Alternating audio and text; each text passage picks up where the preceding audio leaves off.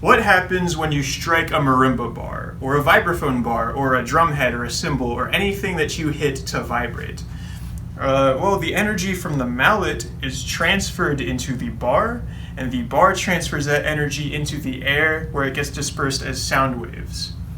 This is the energy equation for the marimba. This is the energy in the mallet, this is the energy in the bar, the vibrational energy, and this is the sound energy in the air. If this equation looks familiar to you from your physics class, that's because it's the kinetic energy equation, 1/2 mv squared. These two terms in the vibrational energy are the kinetic energy and potential energy in the bar respectively. Don't worry about the integrals, they're really not important for these purposes, but I can explain them in another episode if people really want. But yeah, it's kinetic and potential energy. This is actually the vibrational energy equation for a string. I'm using a string because a marimba bar vibrates like this, and a string vibrates like this, so I think it's okay to approximate it that way.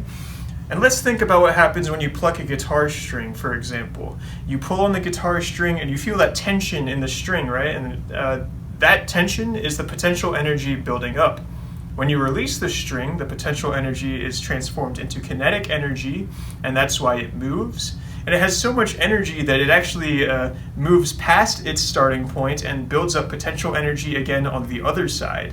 And that potential energy turns into kinetic energy again, and it just cycles from kinetic energy, potential energy, and so on, which is why you get the vibration.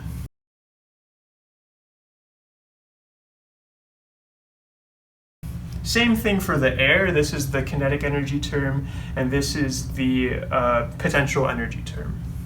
One more physics concept to go over before we get to the musical concepts is the conservation of energy. Energy cannot be created or destroyed.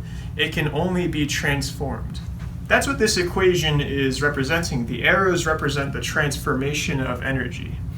But you may be thinking, if energy can't be destroyed, why does a marimba bar eventually stop vibrating?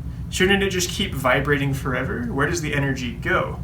You may notice this in a tennis ball as well. If you drop it, why doesn't it bounce to the same height it started? Why does it eventually get lower and lower and lower and then stop bouncing? Well, that's simply because there are inefficiencies in the energy transfer. So think about the ball as it hits the ground. First of all, some of the atoms in the ball squishing together turns into heat energy, and that's where some of the energy goes. Some of it also goes into turbulence. I don't know if that's the right word for it. If not, then someone please correct me, but for our purposes, it doesn't really matter. But turbulence is just if it hits, like the carpet, for example, all the particles in the carpet get pushed around, and that pushes around like the particles in the building, and that pushes around particles in the dirt. And there's just so many particles everywhere that the energy gets dispersed throughout the world. And that's what's happening. Energy isn't being destroyed, energy is just leaving the system. It's leaving the ball and going out into the world. So I've represented that with some outputs of the arrows. There's also inputs in the marimba that affect the energy transfer. So remember the squishiness of the tennis ball? Same thing happens with the marimba mallets. The mallets are made up of core, and they are wrapped inside yarn. And based on the material properties of the yarn, if you're studying momentum, then I think it's called the coefficient of restitution. But basically, based on the materials, it'll transfer energy to the bar in different ways. Hard mallets sound harsher, more articulate. Softer mallets sound nice and warm, like a big hug. And that is why they sound different, because they transfer energy differently based on the coefficient of restitution or squishiness. The location where you strike the bar is important. I'll talk about it more later, but the difference between striking the bar on the node versus the center gives you a very different sound. And last, the damping of the note. So if you've ever played a dead stroke on the marimba, then your mallet staying there dampens the sound. The vibrations get absorbed back into the mallet, and they just leave the system. They eventually stop being turned into sound energy. But that's all I wanted to express, really, is that inside of these arrows, there are things going on. There are inefficiencies in the energy transfer. So now let's think of the great riddle that every percussionist might encounter in their career. You may have been told starting early on to pull the sound out of the bar. That is, if you raise your mallet back to the starting point, rather than playing a stroke that looks like this, you'll get a better sound quality out of the bar. The great question is this true? We can answer that with the energy equation. So let's design an experiment in our minds. In this experiment, we want to test pulling the sound out of the bar, right?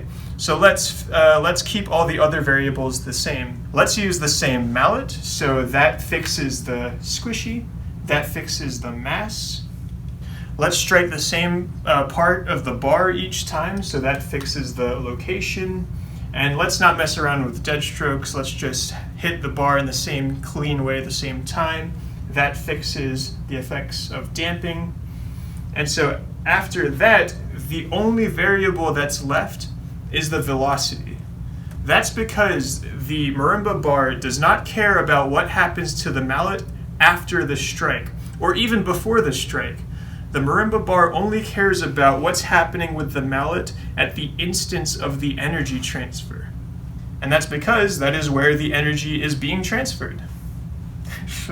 So no, pulling the sound out of the bar does not have an effect on sound quality. However, I don't think that means it's a bad thing to teach students necessarily.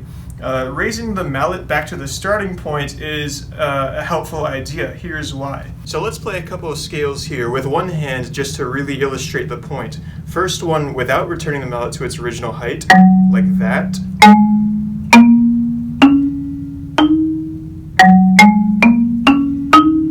And let's do it again with returning the mallet to its original height, so like this.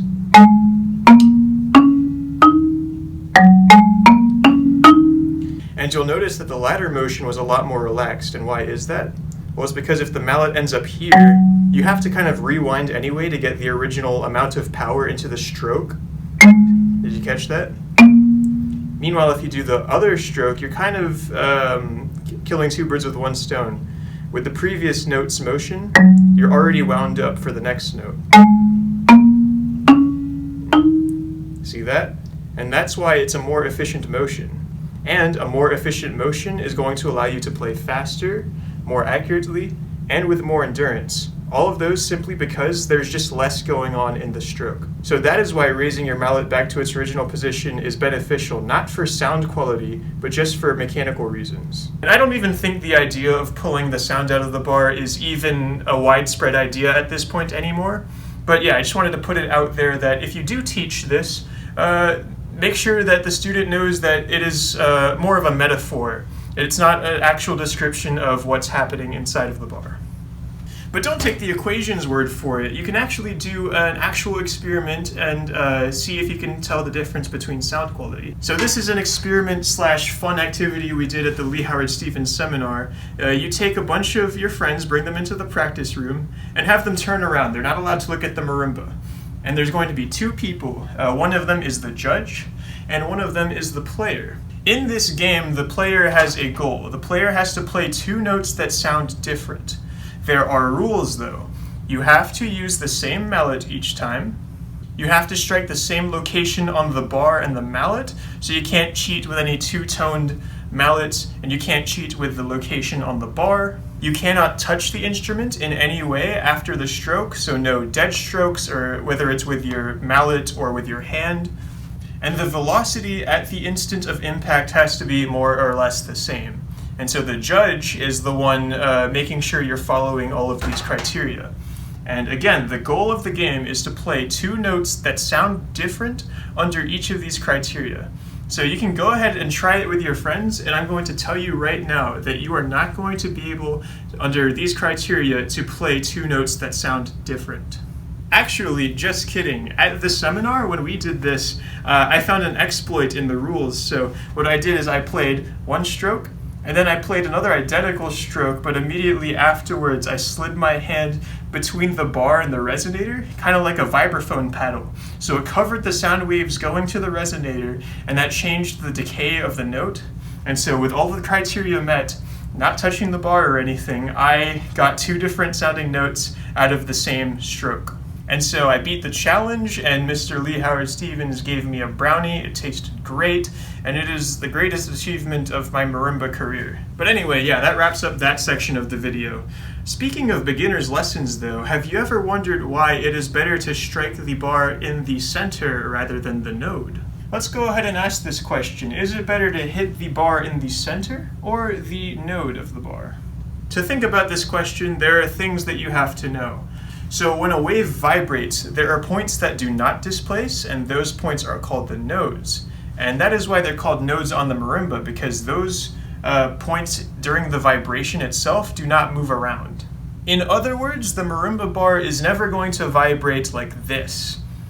The reason why that's the case is a subject for another time, but for now, just know that that is the case.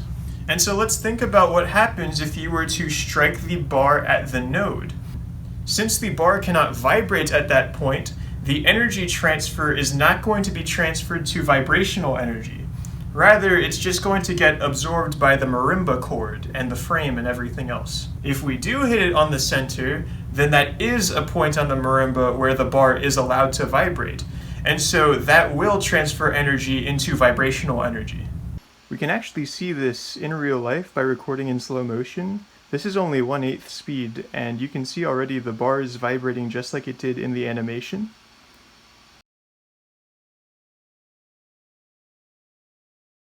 And now let's look at the strike on the node. Again, by definition, vibrational energy can't be transferred through the node. So there's some translational motion, but you can see there's barely any vibrations to begin with, and what little vibrations there are don't last very long. So the bar as a whole kind of oscillates, but that's just the oscillation of the marimba cord, which is absorbing the energy very quickly.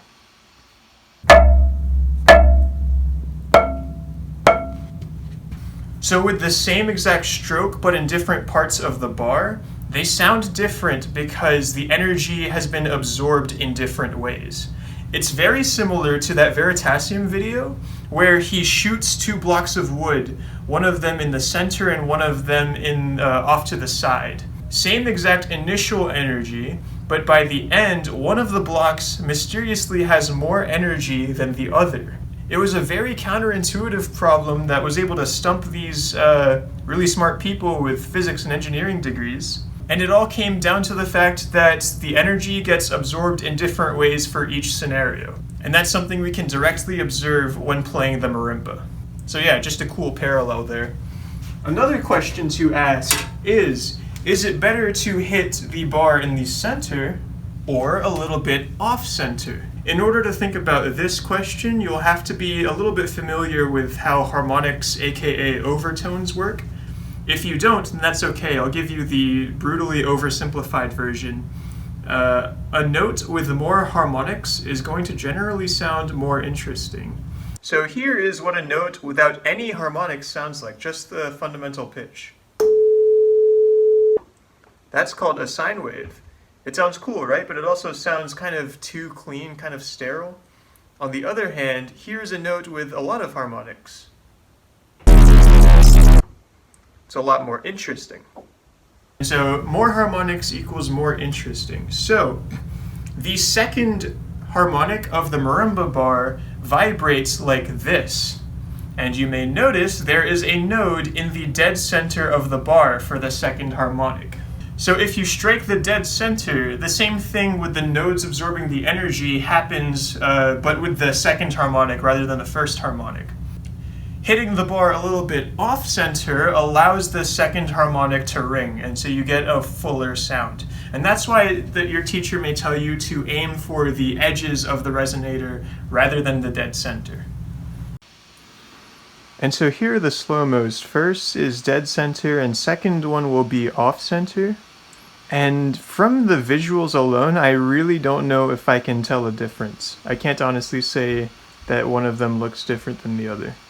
If you like video editing or Photoshop, you may be thinking, what if you overlaid them with a difference blend mode?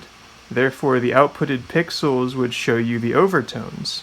And so I tried that, and there's weird things going on, I think because of the flicker of the lights in the room. And so that already kind of ruins this idea. And there's a ton of other factors which I'd have to figure out how to deal with in order for this to actually work, but it was worth a shot. But the most important thing is you can hear a difference, so go ahead and tell me in the comments which sound you like better.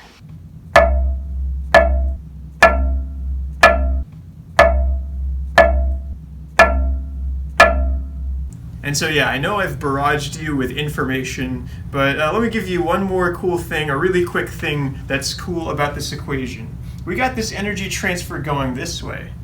Can you transfer energy the other way? Yes.